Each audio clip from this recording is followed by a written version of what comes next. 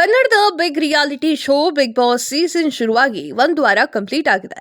ಒಂದೇ ವಾರದಲ್ಲಿ ನರಕಕ್ಕೆ ಸೇರಿದ ಸ್ಪರ್ಧಿಗಳು ಚಡ್ಪಡಿಸ್ತಾ ಇದ್ದಾರೆ. ಸರಿಯಾದ ಊಟವಿಲ್ಲದೆ, ನಿದ್ದೆ ಇಲ್ಲದೆ, ಲವಲವಿಕೆಯಿಂದ ಓಡಾಡಲು ಆಗದೆ ಕಂಗಾಲಾಗಿದ್ದಾರೆ. ಇದರ ನಡುವೆ ನಾಮಿನೇಟ್ ಮಾಡಲು ಬಿಗ್ ಬಾಸ್ ಒಂದು ಟಾಸ್ಕ್ ಅನ್ನ ನೀಡಿದ್ದಾರೆ. ಇಬ್ಬರು ನಿಂತು ಯಾರು ಶ್ರೇಷ್ಠ ಅಂತ ಚರ್ಚಿಸಬೇಕು. ಇಬ್ಬರ ಸ್ಪರ್ಧಿಗಳ ಚರ್ಚೆಯನ್ನ ಗಮನಿಸಿ ಮನೆಯ ಕ್ಯಾಪ್ಟನ್ ಹಂಸ ಅವರು ಯಾರು ನಾಮಿನೇಟ್ ಆಗಬೇಕು ಅನ್ನೋದನ್ನ ನೋಡಿ ಮಸಿಯನ್ನ ಬೆಳಿಬೇಕಿತ್ತು. ಹಿಂದಿನ ಸಂಚಿಕೆಯಲ್ಲಿ ತ್ರಿವಿಕ್ರಮ್, ಧನ್ರಾಜ್, ಐಶ್ವರ್ಯ ನಾಮಿನೇಟ್ ಆಗಿದ್ರು. ಇಂದು ಎರಡನೇ ಸುತ್ತು ನಡೆಯಲಿದೆ. ಯಾರ್ಯಾರ ಮಧ್ಯೆ ಚರ್ಚೆ ಆಗಲಿದೆ, ಯಾರು ನಾಮಿನೇಟ್ ಆಗಲಿದ್ದಾರೆ ಅನ್ನೋದನ್ನ ಕಾದ್ ನೋಡಬೇಕಾಗಿದೆ. ಇದೀಗ ಭವ್ಯ ಹಾಗೂ ಗೌತಮಿ ನಡುವೆ ನಡೆದ ವಾಕ್ಸಮರ ತಾರಕಕ್ಕೆ ಏರಿದೆ.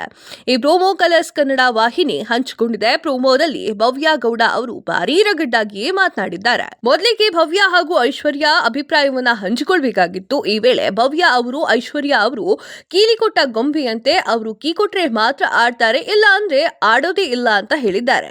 ಐಶ್ವರ್ಯ ಅವರು ಈ ಬಗ್ಗೆ ಪ್ರತಿಕ್ರಿಯೆ ನೀಡಿ ಕೆಲವೊಂದು ಸಲ ಅನ್ಸುತ್ತೆ ಎದುರಾಳಿ ಯಾರೇ ಇರ್ಲಿ ಅವರನ್ನ ತುಳ್ಕೊಂಡೇ ಹೋಗ್ಬೇಕು ಅಂತ ಭವ್ಯ ಹೇಳಿದ್ದಾರೆ.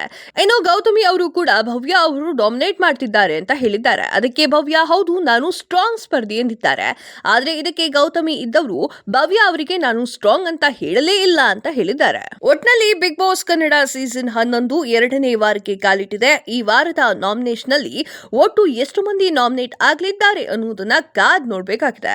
ಬಿಗ್ ಬಾಸ್ ಮನೆ ಈಗ ರಣರಂಗವಾಗಿದೆ. ಬಿಗ್ ಬಾಸ್ ಎರಡನೇ ವಾರಕ್ಕೆ ಕಾಲಿಟ್ಟಿದೆ. ಮಾತ್ರವಲ್ಲದೆ ಯಮುನಾ ಅವರು ಮನೆಯಿಂದ ಆಚೆ ಹೋದ ಬಳಿಕ ವೈಲ್ಡ್ ಕಾರ್ಡ್ ಎಂಟ್ರಿ ಬಗ್ಗೆ ಸಾಕಷ್ಟು ಚರ್ಚೆಗಳು ಆಗ್ತಾ ಇದೆ.